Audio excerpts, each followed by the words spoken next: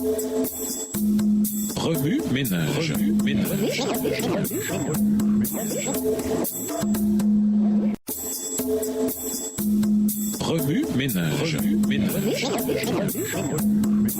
Bienvenue dans votre émission. Remue ménage. Nous voilà à la leçon 3. Noé le donateur reconnaissant. Lisons 2 Pierre 3, les versets 3 à 13. 2 Pierre 3, les versets 3 à 13. Enseignez par vos apôtres, sachant avant tout que, dans les derniers jours, il viendra des moqueurs avec leur raillerie, marchant selon leur propre convoitise, et disant: où est la promesse de son avènement? Car depuis que les pères sont morts, tout demeure comme dès le commencement de la création. Ils veulent ignorer en effet que des cieux existèrent autrefois par la parole de Dieu, de même qu'une terre tirée de l'eau est formée au moyen de l'eau, et que par ces choses le monde d'alors périt, submergé par l'eau, tandis que par la même parole les cieux et la terre d'à présent sont gardés et réservés pour le feu, pour le jour du jugement et de la ruine des impies. Verset 8. Mais il est une chose, bien-aimés, que vous ne devez pas ignorer, c'est que, devant le Seigneur, un jour est comme 1000 ans, et 1000 ans comme un jour. Le Seigneur ne tarde pas dans l'accomplissement de la promesse, comme quelques-uns le croient, mais il use de patience envers vous, ne voulant pas qu'aucun périsse, mais voulant que tous arrivent à la repentance. Le jour du Seigneur viendra comme un voleur. En ce jour, les cieux passeront avec fracas, les éléments embrasés se dissoudront, et la terre, avec les œuvres qu'elle renferme, sera consumée. Puisque donc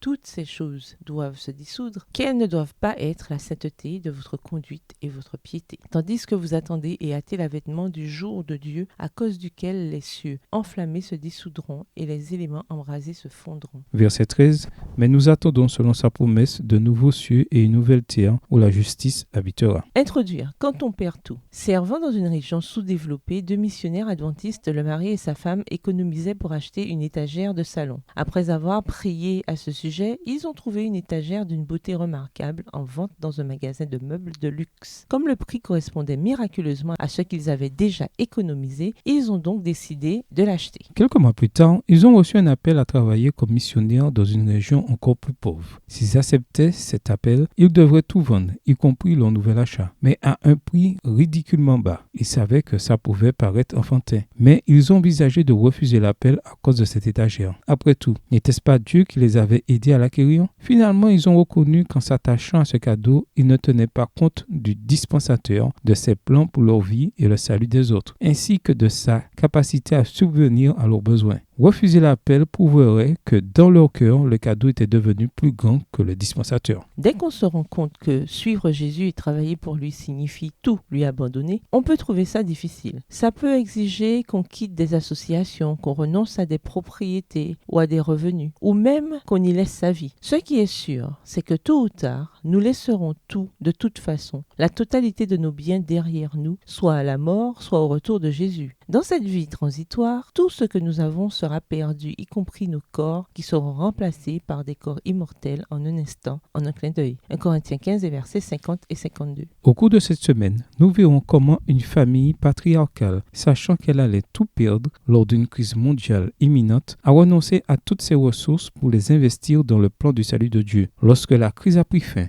Noé et sa famille ont récupéré leurs investissements au centuple. Ils sont devenus une référence pour ceux qui perdront tout, eux aussi, au cours de la crise mondiale finale, mais qui ont reçu la promesse selon laquelle ils recevront la gloire abondante et éternelle. 2 Corinthiens 4, verset 17. Remue ménage. Écrivez 2 Pierre 3, les versets 3 à 13 à partir de la version biblique de votre choix. Si vous êtes pressé, écrivez 2 Pierre 3, les versets 10 et 11. Vous pouvez également réécrire le passage avec vos propres mots, tracer les grandes lignes du chapitre ou en faire une caractéristique. Au revoir. Et à demain si Dieu veut.